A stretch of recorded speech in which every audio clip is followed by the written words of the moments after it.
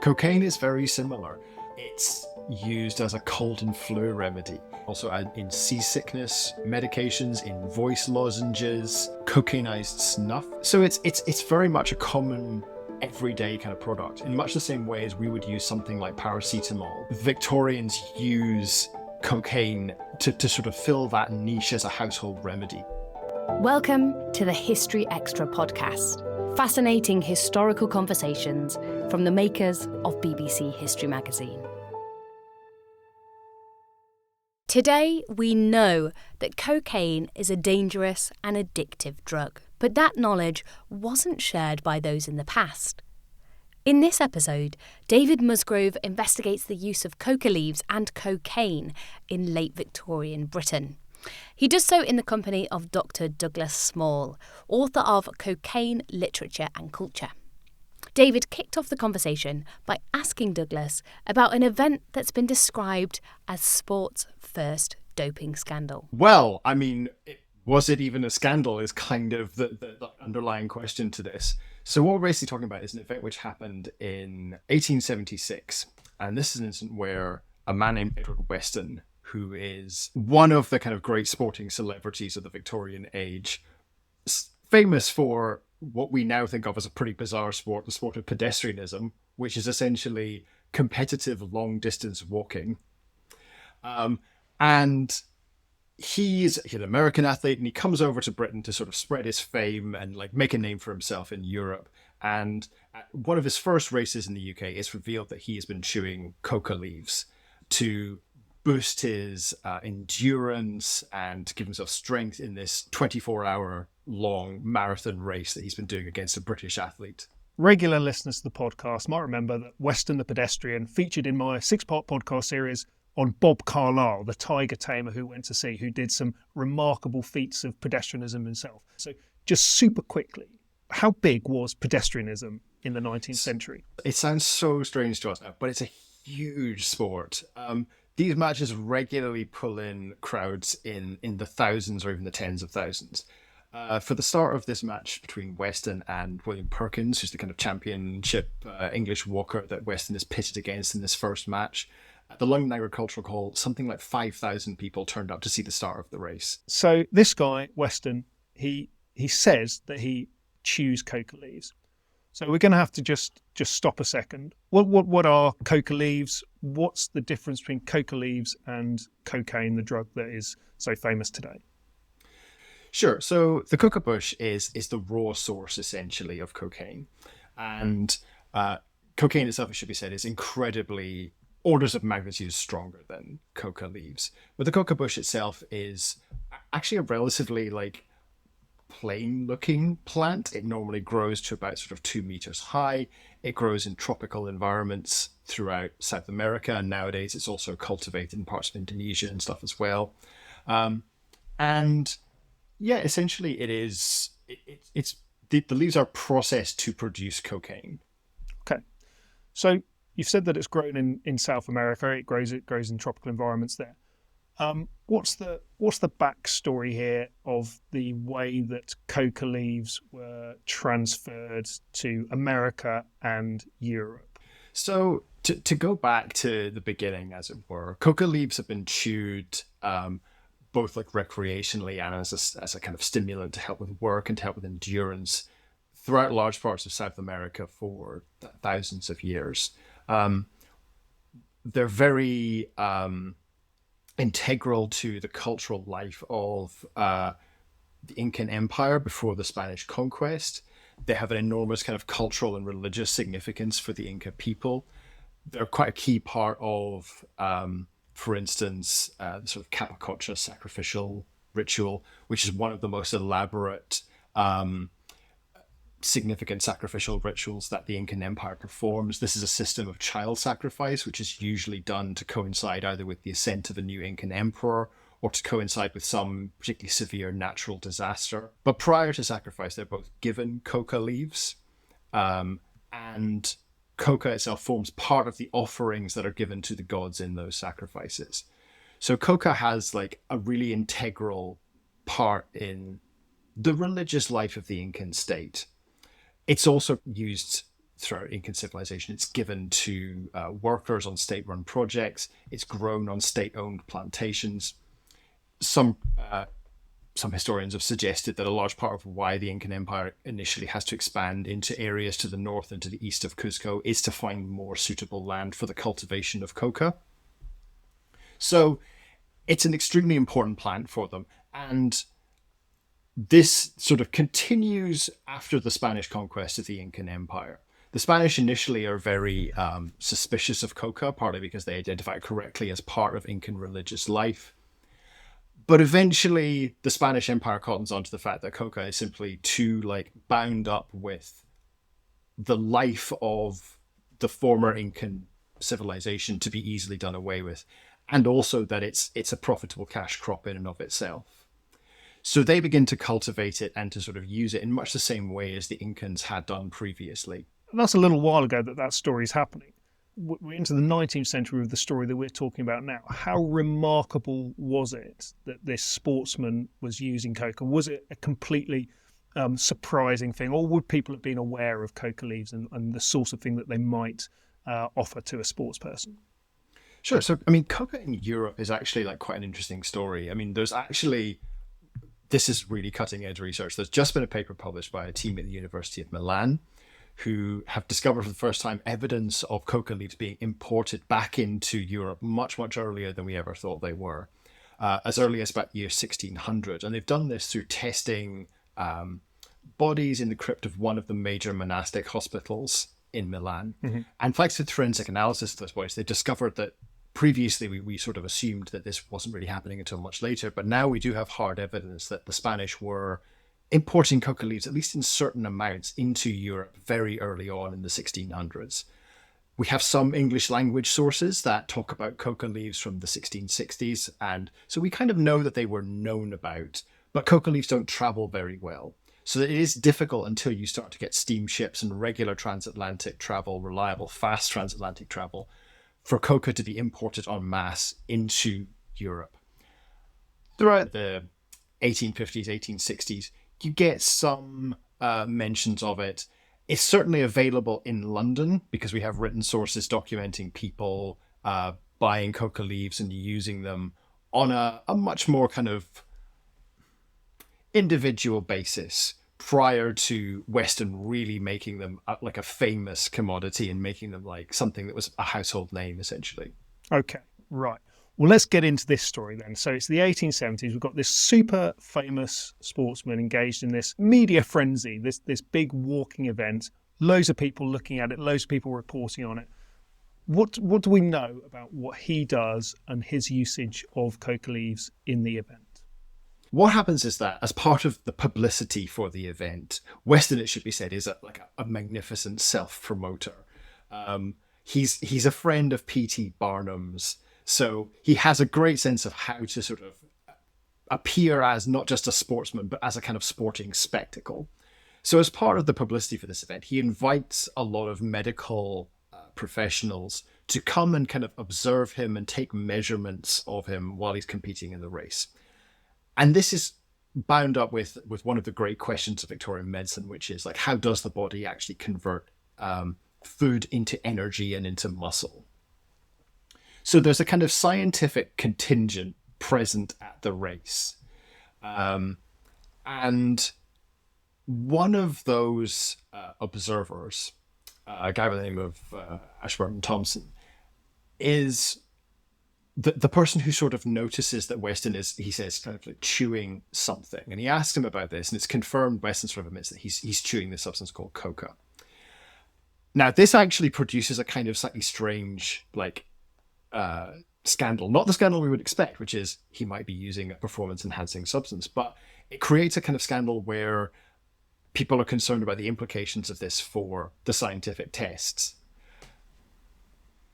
There's a lot of back and forth between the Lancet and the British Medical Journal, who end up getting into a kind of fight because they have separate observers at this event. And the representative of the Lancet is mainly the guy who is in charge of carrying out these tests about metabolism and the conversion of nutrition into energy and things like that. But eventually, what sort of it all boils down to is that Weston says, well, I only chewed coca leaves during this very narrow window in this first race. And thanks to a very happy coincidence, the samples, the urine samples and the data that was collected during the time when I was chewing coca leaves, they were all discarded through a mishap. So there's been no effect on the accuracy of the scientific results. We can continue as we had before. So that's the kind of public story that comes out about that. Whether or not he was chewing coca leaves at other times is debatable. In fact, he probably was, because there are people who report or claim to have seen him chewing coca leaves at other races later on. But that's the official story that all of the parties agree on, so that Weston can continue to have these observers at the race. The accuracy of the trials is preserved. Everyone's happy. Why was he subjecting himself to this scientific medical examination? It seems like his motive was mainly for publicity. And in fact, the American papers who are reporting on this race in Britain are actually very cynical about this. They claim that this is an old dodge, they call it, of Weston's, to like invite medical men to be present at these events. And it's a way of just, again, like cultivating his legend, that he's not just a sportsman, he's a kind of an example of like the best of human endurance, like that this is as far as the human body can possibly go, that this is some kind of scientifically significant extreme of human bodily strength and endurance and willpower that is therefore worthy of scientific study and can reveal hitherto undisclosed truths about our bodies. So it's a way of, again, setting himself up as not just a sporting hero, but a scientific hero. And it kind of works, because years later, The Lancet, I think it is, that describes him as having had a career that's been played out on the borderland of sport and science. Did he win? Did he win this race? He did. He won actually pretty handily. So it's a 24-hour endurance race, essentially. By the end, Weston's covered about 110 miles walking around this track in the centre of the London Agricultural Hall. His opponent, William Perkins, has to retire after about 65 miles. And papers at the time described Perkins as having had to bow out of the race in lamentable condition. And there are very vivid descriptions of how, like, there's simply so much blood oozing from his feet, his boots have to be cut off of him. So it is quite a like extreme sport, despite sounding to us like quite an absurd sport. One of the things about Weston was that he was this noted athlete. And as you said, he was a showman as well. He was also an advocate of teetotalism. He was, yes. So to modernise it, it might seem a little odd to somebody to be using a drug and also advocating temperance. How did those two themes align in his mind, do you think? So I think this sort of gets to what we sometimes, as modern subjects, struggle with when we're dealing with drugs in the past, which is that the meanings of a lot of these substances have shifted so much and shifted an enormous amount, particularly after legal controls on their consumption and ownership is introduced in the early 20th century. I think that the temperance, the prohibitionist aspect of it is quite interesting because, as you say, Weston himself is a teetotaler, and he clearly doesn't think of these as being in the same category as alcohol. And in fact, after it's revealed to the British press that he has been taking coca leaves, a lot of temperance campaigners kind of turn to this and say, well, is this actually a stimulant that we might be able to use to like convince people to give up alcohol? So that the relative meanings of how these different drugs are understood have shifted quite a lot over time. And Victorian audiences, at least initially, sort of view coca leaves and even cocaine as actually not being as, in air quotes, bad as alcohol, as something that would have been much more familiar to them. So it sounds like, from what you're saying, he definitely wasn't considered to be cheating in any way in the sporting endeavour by chewing these leaves. Absolutely not. And again, this is a really fascinating aspect of this, that, you know, it's often described as the first sports doping scandal. But really, the way people reacted to it is with almost unequivocal enthusiasm. And I think that the sort of nucleus of that really is that the way that the Victorians thought of sport, again, is somewhat different from how we think of it now. That this was taken as a sign that he was a modern, professional, scientifically literate sportsman who knew how to get the best out of his own body, knew how to optimize his own performance. So this is read very much as a sign that Weston is at the cutting edge of scientific knowledge and at the cutting edge of sporting science. So this guy, he's a celebrity. He wins this race by quite a long margin, and he's very overt and open about the fact that he's been chewing these coca leaves and he's been subject to medical examination to prove it as well. Presumably, then that means that anybody involved in the sport of long-distance pedestrianism after that would say, well, I want a piece of that. I'm going to start chewing coca leaves. Does it sort of immediately filter out into the wider sporting arena? It certainly like spreads out into wider Victorian culture. There's a sense in which coca becomes the kind of hot new product, and there's a lot of reports which are half joking but half serious, describing, for example, the Mincing Lane, which is the centre of the herb and spice trade in London, being absolutely besieged by people looking for coca leaves, whereas before this was quite an obscure kind of niche product that only a few people knew about. It really takes off in Victorian culture after this. There are coca wines, coca tea, coca chocolate is a product that's made available quite soon after this. Coca and beef extract, coca and coffee, coca and tobacco. One of my favorites is a slightly bizarre product called Coca-Bola, which, not Coca-Cola, which is pioneered almost the same year as Coca-Cola, but Coca-Cola is a combination of coca, tea, coffee, and like quinine bark and tobacco. And this is sort of pressed into a kind of like a paste or a little cake, like chewing tobacco. And it's just, people chew this as they're going about their daily lives. So it kind of gets into this sort of sporting stimulant market. But it's also advertised as well as being like sold directly to bicyclists, pedestrians, people who are into boating. It's also advertised quite a lot to people who are doing volunteering work. So people who have to be on their feet a lot, who are very active.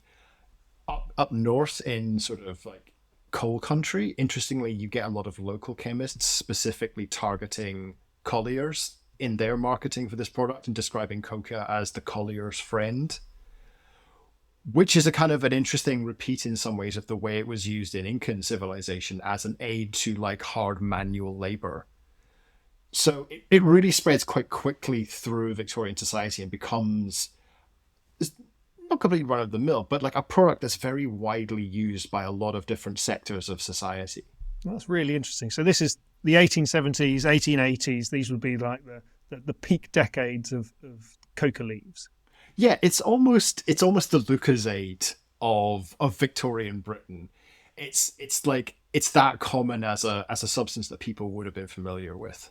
And presumably there was money to be made here. Whoever was importing it and whoever was selling it, presumably there's a fair bit of cash involved. Oh, absolutely. And one of this is partly joking, but partly serious. There's several papers that when they discover that Weston is a friend of Barnum's and maybe staying actually in the house of Barnum's London agent while he's doing this sort of this English tour, there are several papers that kind of go, wait, hang on, is Barnum behind this?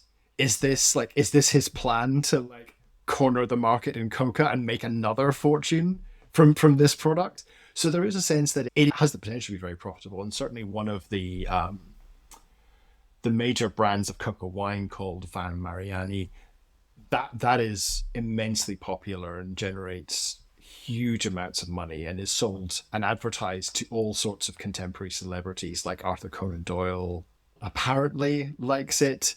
The Pope is quoted as having said that he likes it. It's a real cash industry, basically. So Victorian Britain, certainly coca starts to take impact. Did the same trend happen in America? I mean, Weston was American. Were people in America so fixated with it as well? It doesn't take off quite as radically, because I think in Britain you have that moment of Weston as both a celebrity and kind of as like the new hotness, basically. But it certainly does take off in America, and there are adverts for Coca-Cola, for example, is an American product, although it's sold in Britain as well. And we have reports, for example, of chemists in New York selling a combination of coca leaves and lime paste, which is like lime the mineral rather than lime the fruit. But that's essentially, again, the traditional way that coca is often chewed in South America, is with this combination of coca and lime. So this really picks up on both sides of the Atlantic, and it becomes something that's quite commonly used as a stimulant, both in North America and in Europe. Did I hear you correctly say that Coca-Bola was developed in the same year as Coca-Cola? It's developed almost contemporaneously, yeah. And Coca-Cola obviously is the one we now know, that Coca-Cola starts out as a combination of coca leaves and the cola nut, which are two different stimulants. So Coca-Cola gets its start essentially as a coca product. Okay, but it outlasted Coca-Cola. By quite a significant margin, yeah. But it is interesting just in terms of like thinking about the history of prohibition stuff, because Coca-Cola, as early as the mid 1900s, 1910, 1909, starts kind of advertising itself as a cocaine-less product. It starts to kind of produce these articles in American papers talking about how they've perfected a new technique which allows them to keep the taste of the coca leaves, to preserve the unique and distinctive taste of Coca-Cola, but they've substituted all the coca stimulating properties with caffeine. So again, just to come back to what you were talking about with that sort of how these drugs shift quite a lot in popular culture throughout this period. Within 30 or 40 years from Weston having made coca a household name, you get the preeminent, arguably, coca product, Coca-Cola, moving away from the foundations of its own original recipe. Okay, we'll come back to that in just a sec, but I want to find out a bit more about how far scientific research is conducted into coca leaves. So can you tell us a little bit about Sir Robert Christensen and what he does, please? So this is, again, another sort of spin-off, in a way, of Weston making coca leaves into a celebrity plant of this period. Christensen, to give you a bit of his background, is, again, quite a famous establishment figure in Victorian medicine. He's a pioneering toxicologist. He's a pioneering innovator in forensic medicine. He's very famous for having been a star witness in the Burke and Hare murder trials. And interestingly, to kind of like give a sort of little pop culture connection there, when Sherlock Holmes is first introduced in A Study in Scarlet much later in the century, he's initially described as having been beating the bodies in dissecting rooms to see how far bruises can be produced after death. And this is actually something that Christensen himself did as part of the preparations for the Burke and Hare trial in the 1820s. So there is, again, a slightly kind of circuitous connection there, but it sort of builds up into the sense of how famous he was. Semi-celebrity figure in the world of Victorian medicine. He's Queen Victoria's private physician for quite a while. And his interest in coca leaves starts a few years before the Weston match, probably, he says, around about 1870. And for several years, he carries out a number of tests on a kind of semi-casual basis with himself and with some of his students, seeing how effective coca leaves are as a stimulant. So this sort of culminates in him in September 1875 when, and by this point he is 78 years old, and that should be stressed, when he takes coca leaves and with their aid is able to make 2 ascents of Ben Vorlich in the South Highlands. Now he's obviously in pretty great shape anyway, but this is after Weston sort of makes coca leaves into a household name. A lot of people turn to these earlier Christensen experiments, and he's asked to give a lot of talks. He publishes a lot of articles in the British Medical Journal and other publications describing his interest in it. So it's a sense of this, suddenly people want information about coca. They want to know more about it. So they turn to this already very famous expert in coca leaves. When he was looking at coca leaves, Did he start to talk at all about any negative properties to this, or was this all quite a positive story? So Chris' response to coca leaves is actually incredibly positive, and it's a little bit difficult for us to understand now. But he seems to have viewed coca leaves as essentially just bringing the body back into its own natural, proper alignment. He doesn't seem to have thought of it as a kind of artificial stimulant. He seems to have thought the kind of sense of well-being and energy that you get from coca leaves is just sort of the body almost being righted and brought back to what it at its best should be.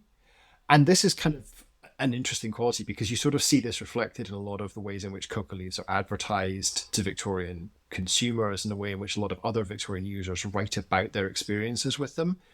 There seems to have been this view, for example, that if you were having trouble sleeping, what you should do is actually chew some coca leaves earlier in the day, and that would give you lots of energy, and then you would get a good night's rest at the end of it. So there's that feeling almost of like coca leaves, as Christensen imagined them, as sort of regulating the body, bringing it back to where it should be. And this has some slightly tragic implications later on in the century because a lot of people read this research. For example, Sigmund Freud bases a lot of his discussions of cocaine on Christensen's research into coca leaves. And they kind of start to think, well, if it's just bringing the body back into its kind of natural alignment, then maybe this is a potentially worthwhile therapy for things like opium addiction or morphine addiction. Is there a point in this story where people start to move towards processing coca leaves and creating something more similar to the cocaine drug that we have today? Oh, definitely. So cocaine itself is synthesized quite early. It's extracted from coca leaves in the 1860s, but no one really knows quite what to do with it. It's described almost as kind of being later on, it's described as being a sort of useless and obscure alkaloid. But what really, again, brings it into the public consciousness is another of these kind of great moments where first coca and then cocaine is catapulted out of obscurity and into the spotlight.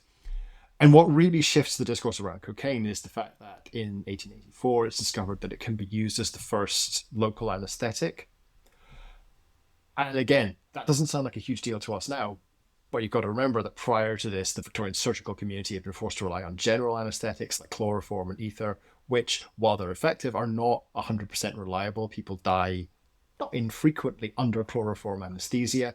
So the prospect that surgery might now be performed painlessly while the patient is awake, fully conscious, not in danger of anesthetic death is a big shift that people really get excited about. And that, again, lifts cocaine out of obscurity and people start kind of going, well, hang on, if it's a local anesthetic and a stimulant, can we use it for other things? And it really takes off and becomes, again, and this is another moment of celebrity almost for coca and cocaine. So sort of the scenario you're describing, it sounds like in this late Victorian period, certainly into the 1880s, most people seem to be thinking quite positively about coca and cocaine. You've got these celebrity backers, you've got the sportsmen, you've got the doctors, you've got this new scientific development. At some point, for our story to make sense, somebody must start murmuring and saying, hang on, this isn't quite all it seems. At what point do we start to get murmurings of concern about it? So this is, again, quite strange and quite fascinating, I think, for us now, because reports of the quite serious side effects of cocaine addiction begin to come out very, very early as 1885. So within a year after this big breakthrough discovery of anesthesia, people start to report the really dangerous side effects of it. But it maintains its place in popular culture as a wonder drug, as incredible new technology, really up until the first decades of the 20th century. And in Britain, certainly what really begins to push, if not exactly public opinion, then certainly regulatory and government opinion against cocaine is the beginning of the First World War. And there's a sense going into the First World War that you need to have not only discipline in the army, but discipline in the civilian population who's there essentially to support the army in this total war. So beginning with the Defence of the Realm Act in 1916, you start to get these kind of regulatory frameworks introduced controlling who can buy cocaine, who's allowed to like be in possession of it, restricting its use to people who have been prescribed it by a doctor. And then in the 1920s, you start to get legislation like the Dangerous Drugs Act and things like that, which again codify those like wartime regulations into peacetime law. And there's similar legislation in the United States of America as well. Okay, but it wasn't criminalised for quite a long time after this first bout. Absolutely. I mean, you're looking at 1884 to around about 1916, 1920-ish. So there's quite a considerable gap there between the first appearance of this substance and it beginning to acquire the reputation that we assume that it has now as something which is potentially dangerous and highly addictive. And before the Defence of the Realm Act, presumably it was openly available. Anyone could buy it wherever they wanted and get access to it, whoever they were, right? Yeah, absolutely. And I mean, we've spoken previously about how widespread coca leaves are and how they're manufactured and processed into all these different household products. Cocaine is very similar. It's used as a cold and flu remedy. It's used as it's used primarily as a stimulant, but also in seasickness medications, in voice lozenges, cocainized snuff that's primarily for like catarrh and things like that, but they have a big sort of vogue around about this time. So it's very much a common everyday kind of product in much the same way as we would use something like paracetamol. Victorians use cocaine to sort of fill that niche as a household remedy. And I just wonder what your reflections as a historian are on what the way that coca leaves and cocaine was embraced in the period tells us about the society, the culture, the literature of the time. I think at the one basic level, it demonstrates how far our expectations of drugs are shaped by contingent factors. That things that we view as permissible indulgences and the substances that we view as dangerous, and it should be said that cocaine absolutely is dangerous and addictive. But it's interesting that our perceptions of how we respond to that danger is quite contingent and is influenced by social factors. It's also worth saying that one of the major catalysts that begins to shift Victorian and early 20th century perceptions of cocaine is its spread into poorer populations, it's spread into non-white populations, and that kind of begins to bind up cocaine and other drugs with anxieties about class and anxieties about race. So the anxieties about the drug itself become almost reflections of anxieties that are there in the wider culture about the people who are using the drug. And I think, again, this is something that we continue to see today in wider culture, in the way in which we respond to cocaine with our laws and with our cultural discourses. Who is most aggressively policed for using cocaine? Who is allowed to use cocaine and have that be viewed as a youthful indulgence in the career of an otherwise fine and upstanding politician, for example? And who is sort of most zealously policed for its use? These are factors which I think, when you look at the history of cocaine, it highlights the ways in which those are shaped by other social factors. The meanings we attach to the drug are often dictated by the meanings that we are attaching to other things and other people in our society.